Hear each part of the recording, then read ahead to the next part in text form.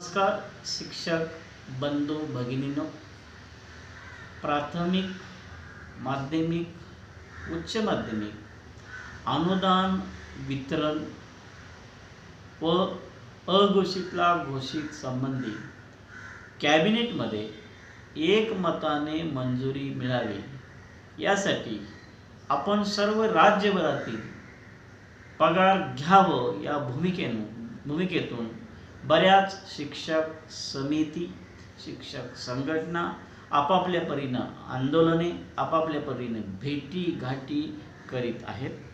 त्याचाच एक छोटासा भाग म्हणून आपणही काल बऱ्याच मंत्री महोदयांना, पक्षाच्या त्या प्रमुखांना आपण भेटलोत आणि आजही आपण कोल्हापूर जिल्ह्याचे पालकमंत्री माननीय सतेज उर्फ बंटी पाटील साहेब यांना भेटलो।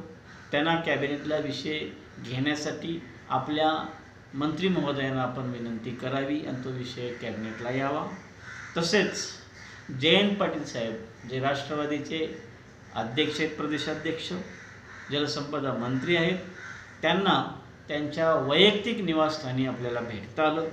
त्यांनाही अशाच पद्धतीने विषय सांगितला, साहेब हा विषय आपल्याला माहीत आहे, तुम्ही पुन्हा पुन्हा हा विषय बोललेला आहात आणि ताईंनी कॅबिनेट समोर हा विषय आणला होता। मुख्यमंत्री महोदयांनी आपण पुढच्या वेळा करू असं त्यांना सांगितलेलं आहे, पण मागच्या वेळा त्यांना मंजुरी न मिळाल्यामुळं आपण स्वतः आपल्या सर्व मंत्री महोदयांना आपल्या पक्षातील हा विषय एकमताने मंजुरी करण्यासाठी सांगावं। त्यांना ते म्हणतायत की आपल्याला हा विषय करायचा आहे आणि त्यांनी सहकार्य करतो असं सांगितलं आहे। हे जरी सर्व होत असलं बंधूंनो, तरी पुन्हा म्हटल्याप्रमाणे कॅबिनेटचा निर्णय होण्याचा सांगण्याचा सर्वोच्च बहुमान मुख्यमंत्री आणि तत्सम खात्याचा मंत्र्याचा असल्यामुळं आपल्याला पुनश्च शिक्षकांनी एकजुटीनं हा शासनाकडून निर्णय मिळवायचा आहे।